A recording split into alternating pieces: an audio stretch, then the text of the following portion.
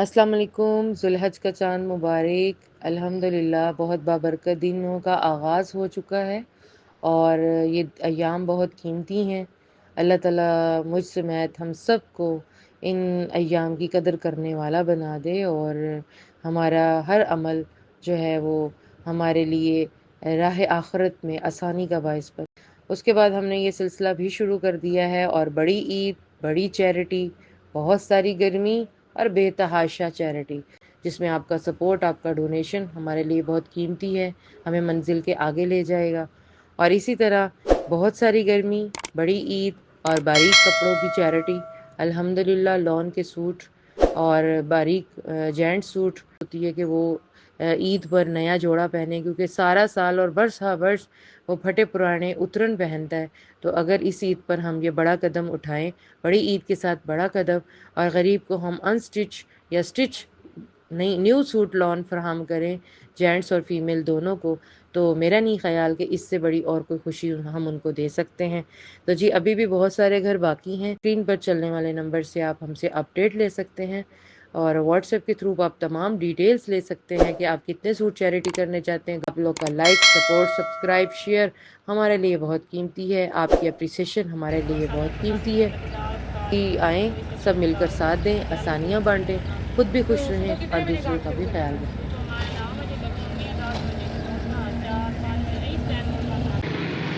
हाँ जी, बंद कर लिया तुसी ओदा होटल तो सानू भुख लगी हुण सानू की दोगे? कोई सालन सुलन नहीं बचिया?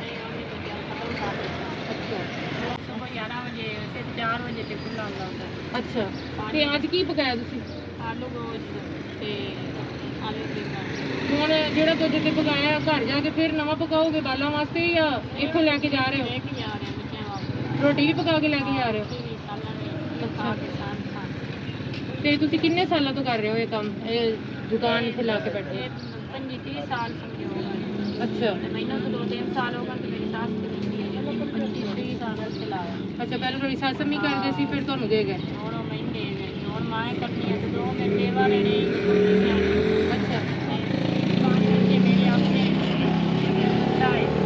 अच्छा मुंडा भी बाहर दिया मेरा मुंडा है। अच्छा अंदर नहीं करना है बंदा थोड़ा की करदा?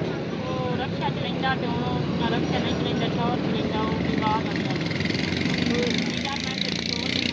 ਤੁਸੀਂ ਇੱਥੇ ਮਰਦਾਂ ਵੀ ਕੰਮ ਕਰਦੇ ਹੋ ਤੇ ਤੁਹਾਨੂੰ ਮਸਲਾ ਨਹੀਂ ਹੁੰਦਾ? ਨਹੀਂ ਮਰਦਾਂ ਚ ਕਰਨੇ ਆ ਤੇ ਕੋਈ ਨਹੀਂ, ਅਗਲੇ ਯਾਰ ਕੋਈ ਦੀਆਂ ਬਣ ਵਾਲਾ ਹੀ ਹੁੰਦਾ, ਕੋਈ ਨਹੀਂ। ਕਦੀ ਟੈਨਸ਼ਨ ਨਹੀਂ ਬਣੀ ਤੁਹਾਨੂੰ ਔਰਤ ਹੋ ਕੇ ਤੁਹਾਡੇ ਨਾਲ? ਕੋਈ ਮਸਲਾ ਨਹੀਂ ਬਣਿਆ? ਅੱਛਾ ਕਿਸੇ ਬਾਤ ਗੱਲ ਕਦੀ ਕੀਤੀ ਨਹੀਂ ਮਾਂ, ਕਿਸੇ ਨਾਲ ਕਾਬ ਦਾ ਮਤਕਾਰ ਮੇਰੇ ਨਾਲ ਕੋਈ ਵੀ ਨਹੀਂ ਕਰਦਾ। ਮਾਸ਼ਾਅੱਲਾ ਮਾਂ ਮਾਸ਼ਾਅੱਲਾ, ਤਾਂ ਬਹੁਤ ਅੱਛੀ ਗੱਲ ਹੈ। सोसाइटी ਦਾ ਬੜਾ ਅੱਛਾ ਚੇਂਜ ਹੈ ਕਿ ਇੱਕ ਔਰਤ ਨੂੰ ਕੰਮ ਕਰਨ ਦੇ ਬਹਾਨੇ ਮਰਦ। ਹਾਂ ਮਰਦ ਦੇ ਤਾਂ ਸਮਝੇ ਮਰਦ ਸਾਰਾ ਦਿੰਦੇ ਆ ਮਸਲਾ ਸਵਾਣੀ ਤਾਂ ਕੋਈ ਇੱਕ ਦੀ ਤੁਹਾਡੇ ਤਰ੍ਹਾਂ ਆਈ ਤਾਂ ਆਈ ਨਾ इतना सही नहीं तो बंदे ही होंगे, सारे बंदे ही थोड़े गाहक होंगे। ड्रामा मुस्तकिल गाहक लगे हुए नहीं या नहीं मुसाफिर होंगे पे आ गया, कोई दोस्त के ला गया जिवें। अच्छा हां क्या कितनी को बिक्री हुई थोड़ी? बिक्री हो जाती 3-4 किलो आटा गुन्ने आप भी खा लेने को गाहक थोड़े जी आ गए बस। अच्छा मतलब निकल जाता खर्चा? हां बस खर्चा पानी कोई निकल गया। अच्छा आपका गुजारा कर लिया। अम्मा केड़ा यूज कर दे हो? आटा कहाँ का? कनक वाला आपकी कनक ली हुई? नहीं कड़ाक भाई वो दे रहे हैं। अच्छा नहीं ले जाते हो ना, वो सस्ता देते हैं। अच्छा सही तो मंगा 80 रुपए किलो हो तो 60 ले जाते हैं। मैं बहुत बारी ਤੁਹਾਨੂੰ ਵੇਖਿਆ ਆਂਦੇ ਜਾਂਦੇ ਨਾ, ਤੁਸੀਂ ਬੜੀ ਮਿਹਨਤ ਨਾਲ ਬੈਠੇ ਹੁੰਦੇ ਜੇ ਤੇ ਇੱਥੇ ਮਰਦ ਵੀ ਬੈਠੇ ਹੁੰਦੇ ਨੇ, ਮੈਨੂੰ ਬਹੁਤ ਅੱਛਾ ਲੱਗਾ।